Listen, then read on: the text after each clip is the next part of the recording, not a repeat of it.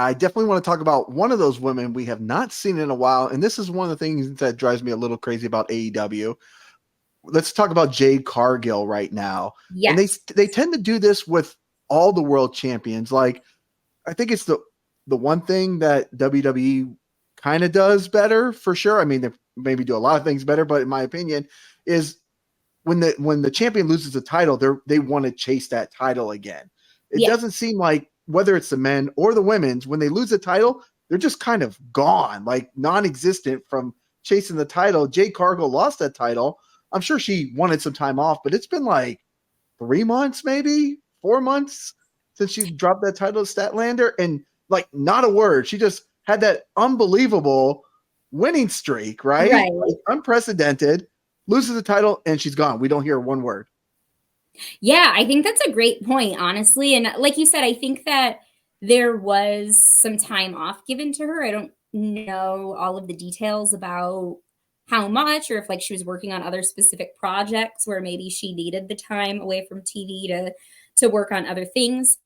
But you bring up a great point. She had this incredible TBS championship run where there were so many times where I wasn't sure. I had gotten to a point where I wasn't sure who was going to defeat her for the championship, because it felt like every single formidable opponent that she ultimately ended up beating, whether it was Taya Valkyrie, any of the other sort of key women on the Pretty much roster. everybody except for Yeah, maybe like Britt Baker, I think yeah, might be one of the other ones she did I'm trying beat. to think like anybody.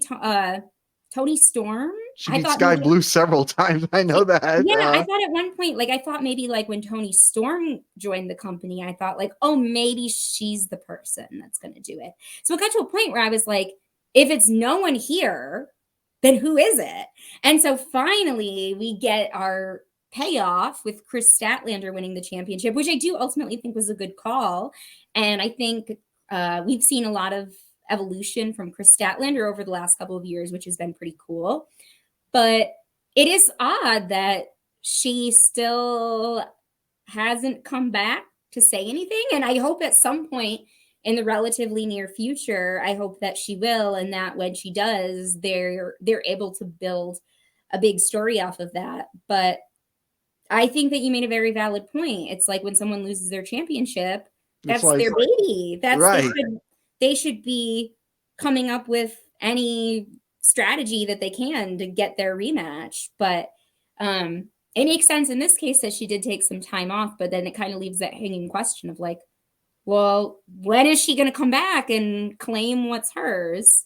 Right, because if she's gone for a week or two, okay, fine, but it Right. makes it look like she took her ball and went home, which is bad, which I'm sure Right. is not the case, but just the way that they've done it, it just you could be forgotten very quickly in this industry. And Exactly. And that's something to be really careful about, is that if you're not on TV, you're not getting seen. You're not getting, I mean, you're seen on social media, which is one thing that is good about this day and age, is that you have your social media content to sort of stay relevant and keep yourself afloat. But if you're not on TV every week, you're not getting that follower count that's going up every week. You're not getting time that's relevant to who you are in this business. You might be keeping yourself relevant in other ways on social media through other ventures, but you're not staying relevant with the audience that's watching every single week.